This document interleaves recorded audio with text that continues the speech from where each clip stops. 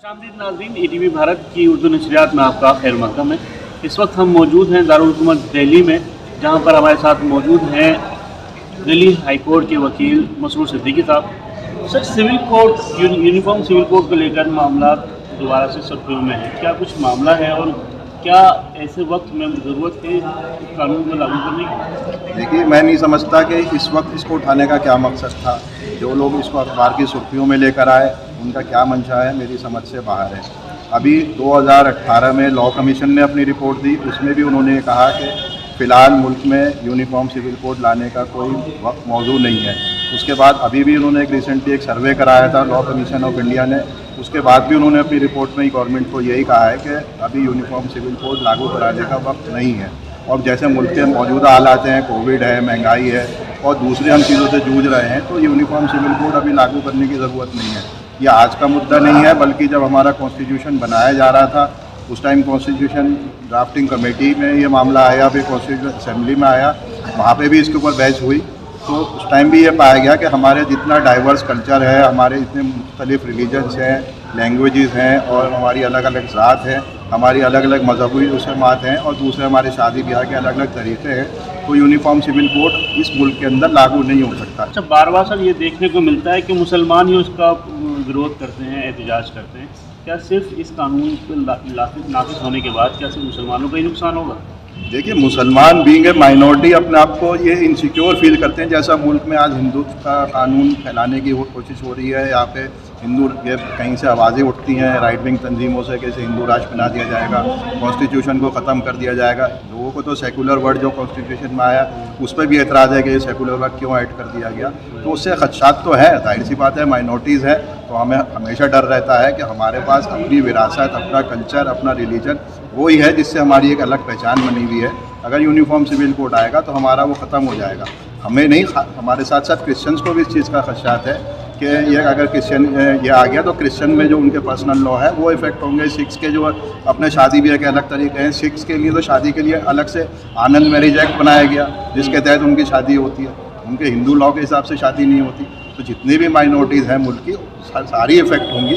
कानपुर में all India Muslim personal law board की meeting हुई, उसमें इस बात को उठाया गया। हालांकि उससे पहले ये मामला ठंडे बस्ते में जा चुका था, कोई भी खबर नहीं थी, लेकिन जिस तरह से मामला उठाया गया, क्या एक हम ये कह सकते हैं कि इलेक्शन से मुतालिक इस मुद्दे को उठाया गया है?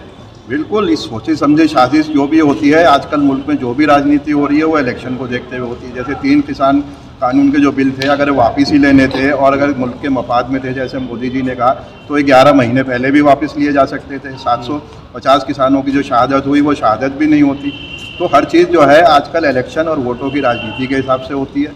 तो ये यूनिफॉर्म सिविल कोड का जो मुद्दा उठाया गया है, तो मुझे ये लगता है ये भी इलेक्शन को देखते हुए एक राजनीति के तहत पे कराया जा रहा है। बाकी यह है कि जब कॉन्स्टिट्यूएंट असेंबली थी उसमें जब इस पर डिस्कशन हुआ तो डॉक्टर अम्बेडकर जो है यूनिफॉर्म सिविल कोड के फेवर में थे, लेकिन उस टाइम जो उसके मेंबर थे कुछ मुस्लिम मेंबर्स थे, मोहम्मद इस्माइल साहब थे, नज़ीरुद्दीन साहब थे, महबूब अली बेग साहब थे, ऐसे और कई मेंबर्स थे। उन्होंने पूरी तरह कहा था कि ये जो हमारा मज़हब है, इस्लाम है, और इसके जो हमारे रस्म रिवाज है, चाहे विरासत का हो, शादी का हो, तलाक का हो, ये सब हमारा कुरान से और हदीस से मिलता है और जो कि एक ईश्वरीय कानून है, मतलब अल्लाह की तरफ से आया हुआ कानून है, अल्लाह की तरफ से सारी चीज़ें हैं, किसी इंसान का बनाया हुआ नहीं। बीजेपी अक्सर इस बात को कहती रही है कि जब भी हमारी सरकार बनेगी तो हम यूनिफॉर्म सिविल कोड लाएंगे। अब मौजूदा हालात में बीजेपी जो बहुत मेजोरिटी के साथ सरकार में है, क्या मुमकिन है कि आइंदा 1-2 सालों में यूनिफॉर्म सिविल कोड नाफिज हो सकता है? नहीं, अभी इसका कोई चांस नहीं है, क्योंकि यूनिफॉर्म सिविल कोड इतनी आसानी से आ नहीं सकता। इसके अंदर बहुत प्रोस एंड कॉन्स हैं, बहुत सारी अच्छाइयाँ यह बताते हैं, तो इसके साथ इसकी बुराइयाँ भी बहुत हैं। हमारा जो कॉन्स्टिट्यूशन में फंडामेंटल राइट्स दिए हुए गए हैं, हुकूक दिए हैं सिटीजन्स को, आर्टिकल 21 से लेकर 29 तक, चाहे हमारा राइट टू रिलीजन 25 में दिया गया हो, या हमारा जो भी रिलीजियस रसूमात हैं वो प्रोफेस करने का राइट दिया गया हो आर्टिकल 26 में दिया गया है, या बहुत सारी चीज़ें हैं, हमारा डाइवर्स कल्चर है, हम उसको मेंटेन करेंगे, तो वो सब चीज़ें हमारे फंडामेंटल राइट है। यूनिफॉर्म सिविल कोड आएगा तो सबसे पहले इनको हमारे फंडामेंटल राइट्स को हिट करेगा और पहले गवर्नमेंट को उसको एड्रेस करना पड़ेगा कि किस तरह हमारे फंडामेंटल राइट्स को वो कर्टेल करेंगे।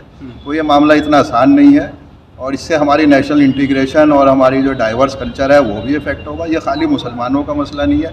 नागालैंड की नागा कम्युनिटी जो है या नॉर्थ ईस्ट में जितने भी ट्राइबल्स हैं उनके अलग कानून है, शादी ब्याह के अलग कानून है। तो आप जब यूनिफॉर्म सिविल कोड ले आएंगे तो आप कौन सा कानून नाफिज करेंगे? शादी ब्याह का क्या तरीका हुआ? क्या जो हिंदू रीति रिवाज है, सप्तपदी है, 7 फेरे लिए जाते हैं या आग के चारों तरफ फेरे लिए जाते हैं, आप वो वाला शादी का तरीका अपनाएंगे या सिखों का तरीका अपनाएंगे या क्रिश्चियंस का, मुस्लिम्स का कौन सा तरीका अपनाएंगे? हम तो अपना जो हमारा एक निकाह का एक शरई तरीका है हम तो वही अपनाएंगे। हमें किसी तरह से कोई और दूसरा शादी ब्याह का तरीका नहीं है। इनको बस परेशानी यह है कि किसी तरह मुसलमानों को बदनाम किया जाए और मुसलमानों को बदनाम करके हम वोटों का पोलराइजेशन करें। गवर्नमेंट को कभी इसको लागू नहीं कर सकती, क्योंकि जब लॉ कमीशन ऑफ इंडिया ने अपनी रिपोर्ट में दे दिया कि इसको लागू करने की ज़रूरत नहीं है, तो गवर्नमेंट तभी अपने कदम पीछे खींचे हुए है। बाकी ये सिर्फ इलेक्शन शोशा है, पार्लियामेंट के बाहर का मुद्दा है और ये पार्लियामेंट के बाहर ही रहेगा, पार्लियामेंट में कभी नहीं जाएगा। ठीक, बहुत बहुत शुक्रिया सर बात करने के लिए। तो ये थे मसरूर सिद्दीकी साहब, जिनका साफ कहना था कि लॉ कमीशन इस बात को कह चुका है कि इस कानून को लागू करने की फ़िलहाल कोई ज़रूरत नहीं है। लेकिन जिस तरह से क्योंकि इलेक्शन आने वाले हैं उसको लेकर मुद्दा बनाया जा रहा है, उनका ये कहना है कि ये सिर्फ़ और सिर्फ इलेक्शन के लिए ही सियासत की जा रही है, वरना इसकी फ़िलहाल कोई ज़रूरत नहीं है। अब देखना होगा कि आइंदा दिनों में इस शोशे को लेकर जो बीजेपी जमात है या हुक्मरान जमात है वो आइंदा दिनों में क्या कुछ करती है। ATV भारत के लिए दिल्ली से मोहम्मद राहिम।